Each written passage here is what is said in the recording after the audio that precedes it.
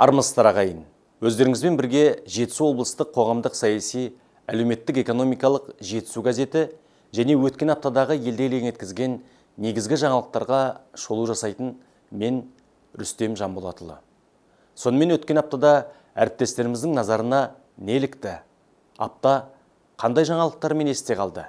Бірге шолып өтейік. Шолуымызды сейсенбілік нөмірден бастайық. Облыс орталығында мемлекеттік қызметшілер күніне арналған салтанатты жиын өтті.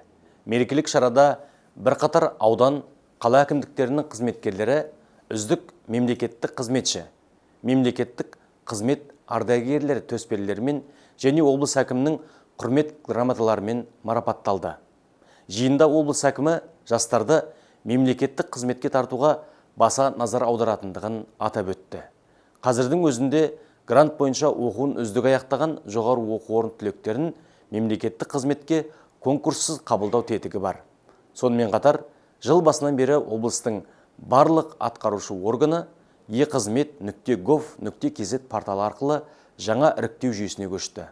Адами фактор әсер етпейтіндіктен бұл жүйе ашық әрі әділ жұмыс жүргізеді. Толығырақ Еңлік Кенебайдың «Адалдық асыл қасиет» атты мақаласынан оқи аласыздар. Бір ауыл, бір өнім жыл сайынғы көрме жәрмеңкесі аясында ұйымдастырылған оқыту семинарлары аяқталған.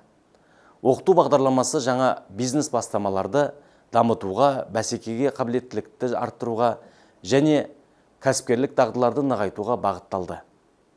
Қатысушыларға өнімдерін көрмеге ұсынуға мүмкіндік берілген болатын. Бұл ауылдарда қандай істер атқарылатын және өнімдері мен еңбектерін бүкіл өңірге таныстырудың тамаша мүмкіндігі болды. Бүгінгі таңда бір ауыл, бір өнім көрмесіне қатысуға 60-қа жуық өтінім келіп түскен. Және олардың саны өсуде. Бизнесті қолдау мен ілгерілетудің нақты құралына айналған жоба жайлы Айгүл Байбосынова кәсіпкерлікті қолдау ілгерілеу жол атты мақаласынан толық мағлұмат береді. Биылғы жылдың алғашқы 5 айының қорытындысы бойынша облыс аумағында 215 интернет алаяқтық дерегі тіркеліп, оның 50%-дан астамы әшкереленген. Бұл өткен жылмен салыстырғанда айтарлықтай жоғары көрсеткіш. Жетісу облысы полиция департаменті бастығының бұйрығымен киберқылмысқа қарсы іс-қимыл басқармасы құрылып, штаттық бірлікте 7 қызметкер бекітілді. Құрамында техникалық білімді, тәжірибелі жедел уәкілдер бар. Сонымен қатар қоғамдық серіктестік негізінде Жас Қыран студенттік жасағы, Лидер КЗ еріктілер тобы, Қосқанат Жетісу қоғамдық бірлестігі сынды ұйымдармен бірлескен түсіндіру жұмыстары жүзеге асырылуда. Криминалдық полиция басқармасының бөлім бастығы Серік Демеевтің сөзінше, киберқылмыспен күрес тек полицияның ғана емес, бүкіл қоғамның ортақ міндеті. Сондықтан әр азаматтың цифрлық қауіпсіздік мәдениетін қалыптастыру басты басымдықтардың бірі. Киберқылмыспен күрес бағытында атқарылып жатқан жұмыстар жайында цифрлық қауіпсіздік басты назарда атты мақаладан оқып біле аласыздар. Бейсенбілік нөмірден оқитындарыңыз. Таза Қазақстан республикалық бағдарламасы аясында Жетісу облысында 96 мыңнан астам адам қатысып, 57 мыңға жуық ағаш отырғызылды. Облыстық энергетика және тұрғын үй коммуналдық шаруашылығы басқармасының басшысы Айдос Бекетаевтың айтуынша, жыл басынан бері 25 балалар және спорт алаңы бар абаттандырылған болатын. 16 көп қабатты тұрғын үйдің шатырлары қайта жаңғыртылды. Елді мекендердегі жасыл желектің қурамай өсуін қамтамасыз ету мақсатында арық желілер жабдықталды. 69 ескерткіш қалпына келтірілді. Өңір бойынша жедел басқару орталығына қосылған 15 мыңға жуық бақылау камерасы жұмыс істейді. Камералар Таза Қазақстан бағдарламасы аясында тазалықты қадағалауға мүмкіндік беріп отыр. Тазалыққа байланысты тағы қандай шаралар жүзеге асырылып жатыр? Акцияға қосылған қомақты үлес атты мақаладан оқып біле аласыздар. Ескелді ауданына қарасты Бақтыбай ауылындағы Дүйсенбинов шаруа қожалығында алқап күні өтті. Шараның мақсаты ауыл шаруашылығы дақылдарын өсіру саласында тәжірибе алмасу, заманауи агротехнологиялар мен жоғары өнімді ауыл шаруашылығы техникасының үлгілерін көрсету. Биыл облыс дала еңбеккерлері 510,7 мың гектарға дән еккен. Оның 200 мыңнан астамы суармалы егістік. Бірер жылдың көлемінде зығыр, үрме бұршақ, рапс сынды дақылдарды егуді қолға алуда. Бұл дақылдар фермерлер үшін экономикалық тұрғыдан тиімді. Сонымен қатар, бүгін біз суарудың дискретті әдісін ұсынып отырмыз, дейді облыстық ауыл шаруашылық басқармасының басшысы Нұрдәулет Кененбаев. Шаруаларға жаңашылдықпен жаңа технологиялар таныстырған шара жайында Дастанбек Садық шаруаларды ширатқан шара атты мақаласында тарқатып айтады. Талдықорған қаласында жасанды интеллект академиясы ашылды. Академияда 5400 студент білім алуда. Олар әлемдік IT компаниялардың бірінің платформасында жасанды интеллект негіздері бойынша курстан өтті.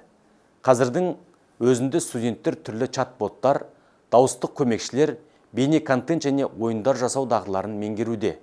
Кейіннен нейротехнологиялар саласында стартаптарды іске қосумен айналысатын студенттік команда құрылмақ. Толығырақ маңызды жоба атты мақалада. Сенбілік нөмірдің басты тақырыптарына тоқталсақ, 28 маусым бұқаралық ақпарат құралдары қызметкерлерінің төл мерекесі. Сенбілік нөмірдің басым бөлігі әріптестерге арналып отыр. Бекен Римова атындағы театрда өткен салтанатты шара облыс басшысының құттықтауы, мемлекеттік награда алған журналистер газеттің бірінші бетінде болса, үшінші беттен бастап ардагер журналистерге арналып отыр. Алматы облыстық Жетісу газетінің ұжымын 17 жыл басқарған Жақыпжан Нұрғожаев жайлы жақсы басшы жан саясатты мақаладан оқи аласыздар. Гүлжан Тұрсын ғибраты мол Ғайса атты мақаласында соғыс ардагері, бар ғұмырын журналистика арнаған Ғайыс Егенбердиев жайлы әріптестерінің жылы лебізін жеткізеді. Қазақ журналистикасының кең арнасында өзіндік жол салып, төл сөз өнерінің тізгінін ұстаған тұлғалардың бірі Тұрсын Әбдуалиев жайлы Сәрби Әйтенова өмір жол өнеге атты мақаласында елдің жанын тербеткен ой иесі, отаншылдық пен адалдықтың, парасат пен пайымның символы болған әріптес ағасы жайлы ой бөліседі. Жетісу облыстық мәслихатының денсаулық сақтау, білім, халықты әлеуметтік қорғау, мәдениет, ішкі саясат және спорт мәселелері бойынша тұрақты комиссияның кезекті отырысы болды. Комиссия екі өзекті мәселені қарады. Біріншісі, жасөспірімдер арасында салауатты өмір салтын насихаттау және есепке алынған кәмелетке толмағандардың бос уақытын тиімді ұйымдастыру жөніндегі жұмыстар. Екінші мәселе облыстағы діни ахуал. 113 мыңнан астам баланы жазғы демалыспен, сонымен қатар 35 мың баланы экскурсиялық саяхатпен қамту жоспарланып отыр. Алайда бір қатар түйткілдер бар. Мысалы, бір баланың бір күндік тамағына 2200 теңге бөлінген. Бұл соманы балаға толыққанды сапалы тағам беру мүмкін емес, дейді мәслихат төрағасы. Ал екінші мәселе бойынша облыстық дін істері басқармасының басшысы Сағыныш Жаңабай баяндама жасап, өңірдің діни бірлестіктерінің қызметі, миссионерлік жұмыс және рухани білім беру ұйымдарының жай күйі туралы кеңірек мағлұмат берді. Толығырақ Сәрби Әйтенованың жазғы лагерлердің жайы қандай атты мақаласынан оқып біле аласыздар. Облысымызда алғаш рет камера көтеріп, қалам ұстаған, ел алдында жүріп ақпарат таратып, кез келген мәселенің түйінін тарқатуға тырысатын, билік пен халықтың арасындағы алтын көпір іспеттес болған журналистердің арасында футбол, волейбол, тоғызқұмалақ, дойбы, шахмат, бильярд және үстел теннисі сынды 7 спорт түрінен спартакиада ұйымдастырылды. Қалам мен камераны серік етіп, техниканы меңгеріп, сөз бен сөйлемнің қадірін түсінетін шеберлердің спорттық алаңдағы шеберліктері жайлы Серік Қантай журналистер жарыс жолында атты мақаласында толық мағлұмат береді. Өткен аптаның негізгі жаңалықтары осындай болды.